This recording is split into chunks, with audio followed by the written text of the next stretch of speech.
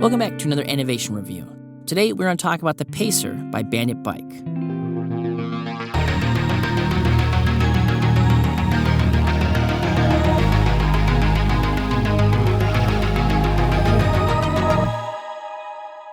The Pacer is a sleek, upright, Class 3 electric bike designed for road, commuting, and bike path use. With a moderate price tag of $1,200 and equipped with a plethora of features, the Pacer promises to deliver a satisfying blend of comfort, utility, and performance.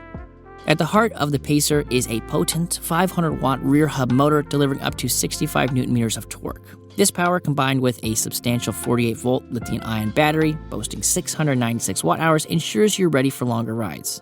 The estimated minimum range is an impressive 30 miles, while maximum range reaches up to 60 miles on a single charge, allowing for longer, uninterrupted rides. The Pacer offers a sophisticated color display accompanied by an NFC card feature. You can engage the motor by either using the pedal assist function or the half-grip twist throttle, so you can control it whenever you want to. And you can go as fast as you want to, as long as the top speed you want to go is 28 miles per hour, because that is the top speed here, which just means this is a traditional Class 3 bike. Built with sturdy 6061 aluminum alloy, the Pacer is designed for durability. Its geometry measurements include a 20-inch reach and a 15-inch standover height, accommodating a wide range of rider sizes. It features an unbranded suspension fork with 80 millimeters of travel, offering some comfort over uneven surfaces, and while it doesn't have the most travel in the world and there's no name brand sticker on the side, it does really well at making the ride a little bit smoother. For increased utility, the Pacer comes equipped with multiple attachment points, including bottle cage bosses, fender bosses, rear rack bosses, front rack bosses, so many bosses. It's like Spyro all over again. Included with the bike are practical accessories such as the rear rack, front and rear fenders, and integrated front and rear lights, adding to its commuter-friendly design. For shifting, the Pacer utilizes a Shimano tourney system coupled with a Shimano SIS Index thumb shifter, providing reliable and smooth gear changes. As you guys know, I am a fan of the Shimano SIS Index thumb shifters for bikes like this. It's easy, it's intuitive. Once we start getting off-road or we're looking at like MTB, something like that, you want to have some trigger shifters, but for this one, I like it. When it comes to stopping power, the bike is fitted with hydraulic brakes, enhanced by 180mm rotors, ensuring safe and confident braking even at higher speeds. And like I mentioned, this does go 28 miles per hour, so you are going to be hitting a Class 3 top speed.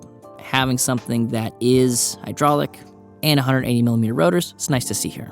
The non-locking rubber ergonomic grips offer comfort for longer rides, while the standard saddle complements the overall ride quality. Now, as far as comfort goes, both of those are pretty comfortable. I liked them all right, but I would like to see some single or double locking grips added for the future because, that's your control point. That's where you grab onto the bike, so seeing that here would be nice. The Pacer rides on 26-inch by 2.35-inch tires, featuring reflective stripes on the sidewalls for increased visibility and safety. The tires use Schrader valves, so no need to get one of them fancy bike pumps. Any old bike pump should do here.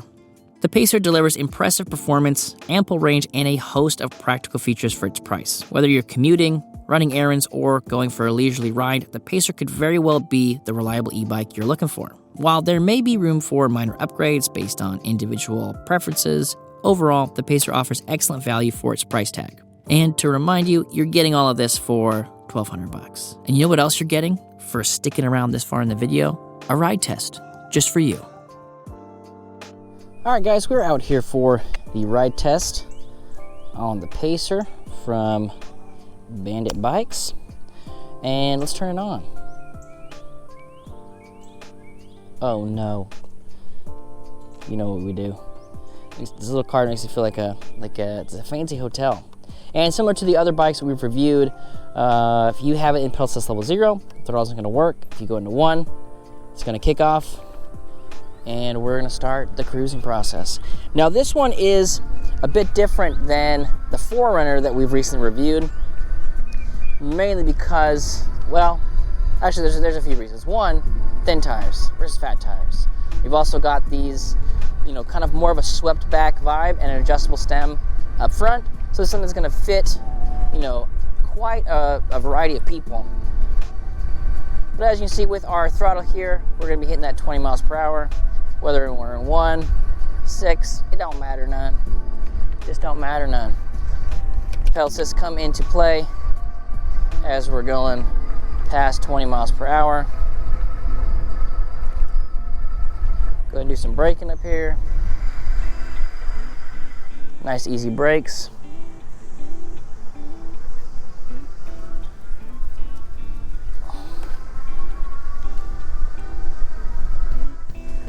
Gonna skedaddle on this side. Skedaddle. And let's go ahead and hit our top speed test here. Now at about 24 miles per hour or so, I would say this is pretty quick as far as the cadence goes. That's not too bad, actually. But kind of about that 24, 25 mile per hour mark, you do end up getting to a situation where you gotta pedal really fast, or you run into a little bit of ghost pedaling here. Now this is the first bike that I've ridden by them that has that sort of gearing setup where you do actually get the ghost pedaling, because for the most part, they've been pretty consistent across the board.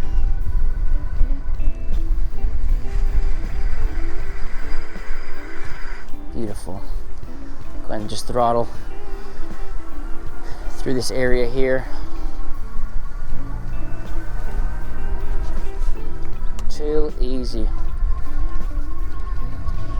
Now this bike has a different use case than the Forerunner. Besides, some of the main differences, and those main differences are because this is a bike that's designed for somebody who's looking to either have something they can turn into a commuter. Although with this one we do have the front light, we got the fenders, we got the rear rack. So in that aspect, it's pretty much ready to be a commuting e-bike. I don't know if you really would need to add that much to it in order to kind of, get this pulled out of the box, put it together, and then start commuting. As far as the assembly goes, it was pretty simple compared to e-bikes. I've assembled 200 plus e-bikes at this point, and this one was pretty easy. Now, as a reviewer, somebody who gets a lot of bikes in, it's always nice when the bike just comes fully assembled, whether it's electric or electric bike company, something like that. But for a bike that you do have to assemble, it was pretty simple, pretty straightforward. Right out of the box, this thing was ready to roll.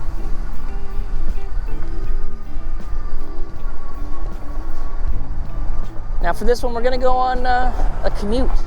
Today thought we were friends, tree. Slapped me right in the face.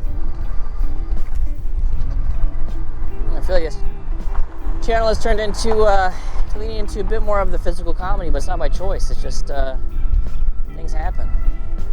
Go ahead and get on the grass, and let's do a brake test. That's fun. Love it. Love it, guys. I think something that I've consistently loved about electric bikes is just skidding. Sliding when I can. Getting muddy when, usually when I don't want to, but I'm always here for a good time. And so let's go on a little bit of a commute. Today we're commuting to the lake. Well, it's a retention pond, but today it's the lake. And you can imagine that we've got a basket full of lakey things, maybe some floaties, maybe some snacks, a couple cold ones, whatever you guys are into. Just imagine that's in the back. So we're just cruising on down to the lake on this beautiful, not thunderstormy, not overcast day. And we are just cruising.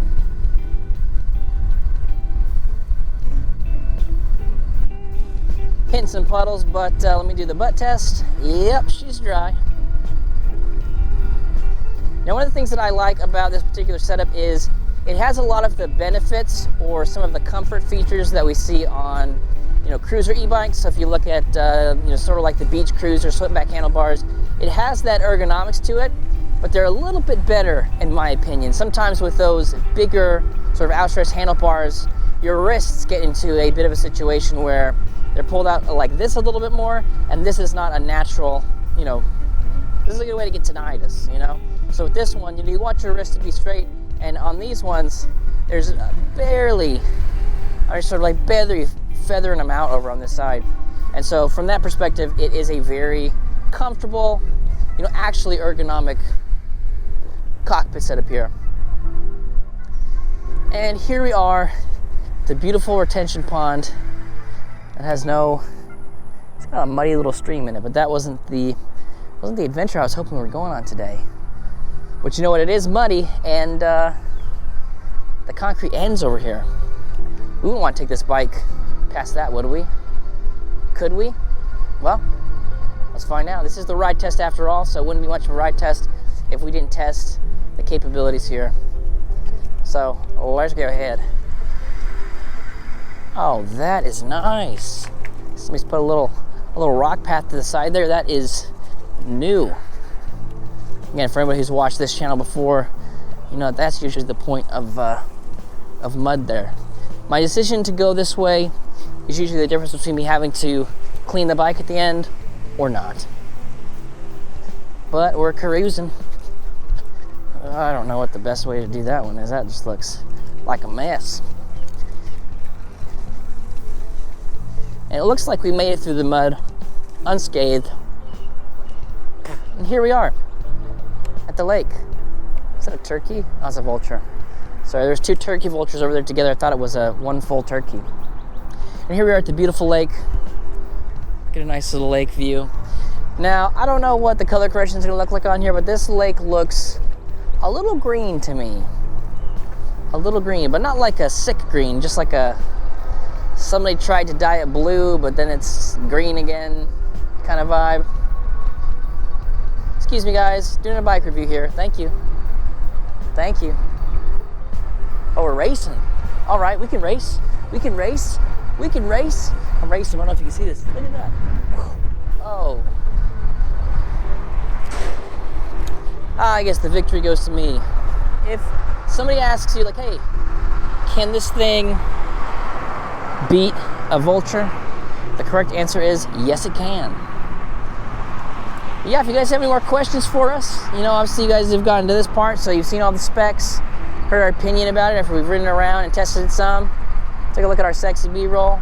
So let me know what you guys think. What do you think about this bike? Let me know down in the comments. And if you've got any questions, specific questions for me, you can say, hey Mitch, what about this? Or hey Mitch, what about that? Or tell me a fun story. I always, I'm a sucker for a good story. But thank you guys so much for hanging with us, and we'll catch you on the next one.